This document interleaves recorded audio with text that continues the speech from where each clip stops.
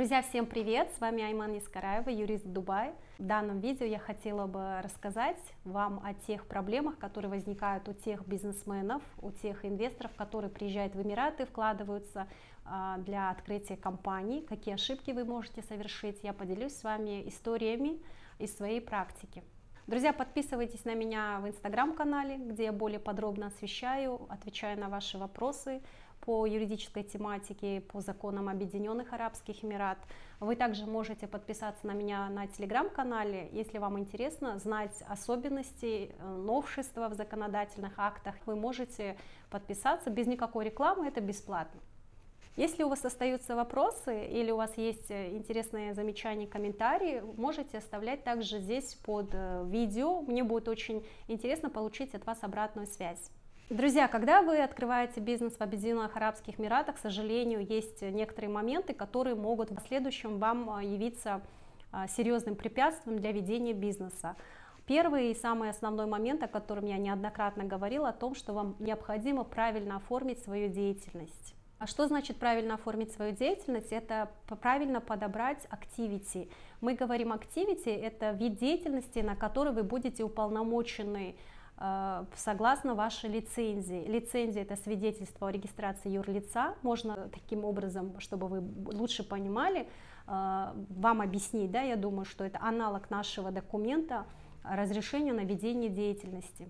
При получении лицензии, друзья, у вас будут некоторые особенности. Например, если вы связаны с продажами, то это будет трейдинг license. То есть сами виды деятельности подразделяются на manufacturer, например, если это производственная лицензия, или трейдинг license, или это консалтинговая лицензия. То есть сами по себе одна отрасль не может быть смешана с другой отраслью. Если вы будете заниматься одним видом деятельности, то вы должны будете только в рамках этой деятельности получать несколько видов разрешенного вида деятельности. То есть это мы говорим, если вот в России это АКВЭД, вам больше понятно, а если здесь в Эмиратах, то опять же, допустим, есть, например, трейдинг license, и, соответственно, под виды деятельности, это те виды деятельности, которые вы, например, можете продавать. В одной группе лицензий деятельности может находиться несколько ваших похожих видов деятельности, но никак не может быть связано это, например, один вид деятельности, он не может быть с одной группы перекочевать в другую категорию, например, там производство и продажа. Если вы правильно выбрали вид лицензии, также вторым важным фактором является, правильно ли вы выбрали фри-зону или непосредственно открылись на материковой части, потому что это тоже очень важно понимать, где вы будете, с кем вы будете работать. На практике же ко мне приходили уже, есть люди, которым неправильно открыли лицензию, например, не указали тот вид деятельности, на который они изначально целились, или еще один такой был неприятный момент, когда люди обнаружили, что у них персональная ответственность. Это есть в индивидуальном предпринимательстве, когда предприниматель несет ответственность всем своим имуществом, да, когда у него субсидиарная ответственность по обязательствам его компании. Большинство бизнесменов понимают, о чем я говорю, потому что есть солидарная ответственность, когда это общество с ограниченной ответственностью, например, у нас, когда сами учредители, они отвечают только в рамках выданных своих уставных взносов, да, когда мы не отвечаем личным имуществом по обязательствам своей компании. Есть субсидиарная ответственность, когда все, что не смогли вытащить, скажем так, с долгов по компании, непосредственно переходит как обязательство личной, персональной ответственности. Такие же нормы установлены, например, по лицензиям LLC компания, если это мы говорим аналог нашего ООО, и также Sole Establishment. Когда мы говорим sole establishment, надо понимать, что здесь идет уже персональная ответственность учредителя по обязательствам его компании.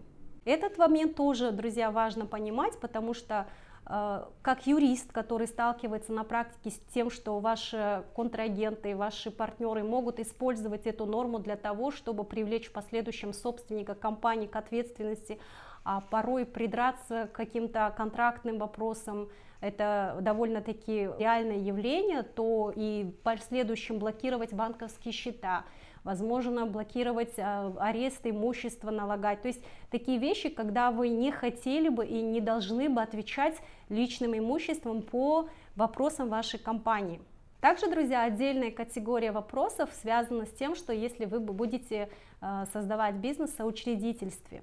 Соучредительство — это когда у вас один и более партнеры, вам лучше и вам необходимо заключить отдельное соглашение между партнерами, потому что на практике опять же возникают проблемы, связанные с тем, что партнеры не договорились о разделе прибыли или об участии в расходах компании, или о том, кто принимает решения, какие решения надо согласовывать. Еще одним важным моментом, друзья, является открытие банковского счета. Откроет ли банк вам банковский счет, может сказать и может решить только сам банк, который будет смотреть ваши документы. То есть никто не может дать вам гарантию того, что на вашу компанию откроет банковский счет. В целом ведение бизнеса в Объединенных Арабских Эмиратах, друзья, очень комфортно. Здесь нет постоянных проверок, здесь нет того, что за вами кто-то постоянно наблюдает и вы боитесь совершить ошибку, или вам нужно какую-то постоянную отчетность высылать, или вы под надзором органов.